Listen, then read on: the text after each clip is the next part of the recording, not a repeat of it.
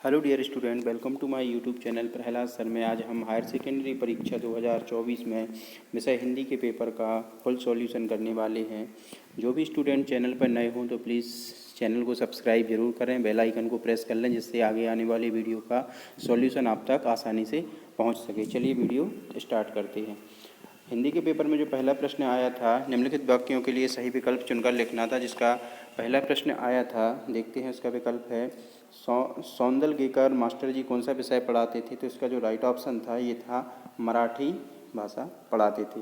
अगला प्रश्न है, मुझे भी किताब चाहिए वाक्य में निपात शब्द है। तो इसका राइट ऑप्शन रहेगा भी। भारत में पहला छापाखाना गोवा में कब खुला। तो इसका जो राइट ऑप्शन है आ नंबर का है 1556 में। नेक्स्ट क्वेश्चन देखते हैं, सगुण भक्ति धारा में को कितने भागों में बांटा गया है। तो सगुण भाग इसको बांटा गया है 2 भागों में। अगला प्रश्न देखते हैं, जहाँ अर्थ से काव्य की शोभा बढ़ती है वहाँ अर्थालंकार होता है। तो इसका जो अलंकार होता है, राइट ऑप्शन है इसका बा नंबर, अर्थालंकार होता है। छठवां प्रश्न है, चूरन बेचने का काम कौन करता था। तो चूरन बेचने का जो काम करते थे ये भगत जी करते थे। चलिए नेक्स्ट प्रश्न देखते हैं, जिसमें खालिस्तान भरने हैं। पहला प्रश्न देखते हैं, आनंद यादव का मन खालिस्तान जाने के लिए तड़पता था। तो इनका जो मन पाठशाला जाने के लिए तड़पता था। अगला प्रश्न है, हिंदी में नेट पत्रकारिता की शुरुआत खालिस्तान के साथ हुई। तो ये हुई थी rediff.com से। पहले का ऑप्शन था पाठशाला। कभी जगजीवन का खालिस्तान के लिए फिरता था। तो ये जीवन का भार लिए फिरता था। जहाँ उपमेय को उपमान से श्रेष्ठ बताया जाए वहाँ खालिस्तान अलंकार होता है। तो वहाँ पर होता है व्यतिरेक।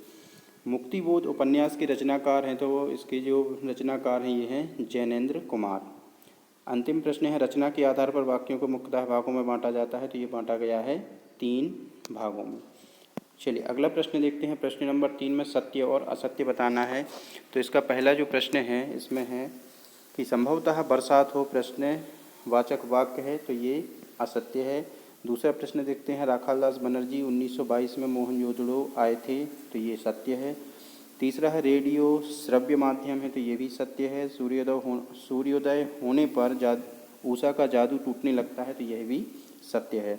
शब्द गुणों की संख्या 3 होती है। तो यह भी सत्य है। अंतिम है, भक्ति धर्मवीर भारती की रचना है। तो ये असत्य है। चलिए अगले प्रश्न में जोड़ियाँ मिलाते हैं, जिसमें पहला प्रश्न लिखा है कि यशोधरा बाबू। तो यशोधरा बाबू की जो जोड़ी मिलेगी, तो यहाँ देखते हैं यशोधरा बाबू की जोड़ी मिलेगी सिल्वर बिल्डिंग से। अंतरंग साक्षात्कार की जोड़ी मिलेगी डायरी से। हरिवंश राय बच्चन, तो इसकी जोड़ी मिलेगी हालाबाद से। प्रगतिवाद की प्रारंभ कर सकते 1936 से। यशोधरा बाबू क्या है, एक खंड काव्य है। कथानक की जोड़ी मिलेगी, कथानक होता है ये कहानी से मिलेगी। अंतिम है संस्कृत के मूल शब्द। तो संस्कृत के जो मूल शब्द होते हैं ये होते हैं तत्सम। चलिए अगला प्रश्न देखते हैं। 5वें प्रश्न में देखते हैं, एक वाक्य में उत्तर लिखिए है। पहला प्रश्न देखते हैं, आमतौर पर रेडियो नाटक की अवधि कितनी होती है। तो ये रेडियो की जो अवधि होती है ये होती है 15 से 30 मिनट तक। दूसरा प्रश्न है, सूरज का 7वां घोड़ा किसकी रचना है। तो ये रचना है धर्मवीर भारती की। शांत रस का स्थायी भाव का नाम लिखने को आया था। इसका शांत रस का जो स्थायी भाव होता है ये होता है निर्वेद। आलोक धनवा का एकमात्र काव्य संग्रह कौन सा है। तो इसका जो एकमात्र काव्य संग्रह है ये है दुनिया रोज बनती है। पहलवान लुट्टन सिंह के कितने पुत्र थे। तो इनके 2 पुत्र थे। बाल बाल बचना मुहावरे का अर्थ है संकट से बचना। अंतिम प्रश्न है, सिंधु सभ्यता का सबसे बड़ा नगर कौन सा है। तो इसका जो सबसे बड़ा नगर था वो था मोहनजोदड़ो।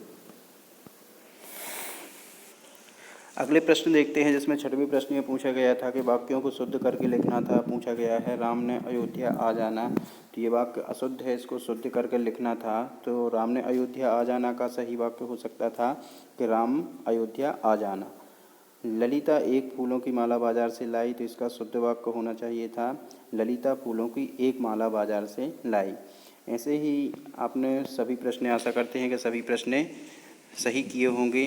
जिसके प्रश्न नंबर 6 में जैसे बच्चे किस आशा से नीड़ों से झांक रहे थे।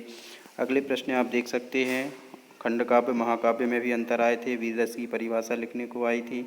आत्मकथा और जीवनी में कोई 2 अंतर लिखने के लिए आए थे। राष्ट्रभाषा की विशेषताएं, मुहावरे, लोकोक्तियों में अंतर। महादेवी वर्मा का जीवन परिचय आया था।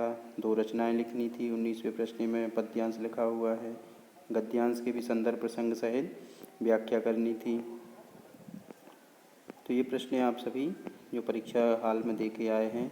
प्रश्न नंबर 23 में देखते हैं, जो आपके लिए आमंत्रण पत्र लिखने के लिए आया था बड़े भाई की शादी के लिए। तो ये आपने सभी ने सही से किए होंगे। वीडियो अच्छा लगा हो तो वीडियो को लाइक और कमेंट जरूर करें। जिस स्टूडेंट ने अभी तक चैनल को सब्सक्राइब ना किया हो, यूट्यूब पर जाकर आप सिंपली प्रहलाद सर सर्च कर सकते हैं। डिस्प्ले फोटो पर क्लिक करके नीचे सब्सक्राइब के बटन पर प्रेस करके आप चैनल को सब्सक्राइब कर सकते हैं, जिससे आगे आने वाले वीडियो आप आसानी से देख सकते हैं। Thank you for watching.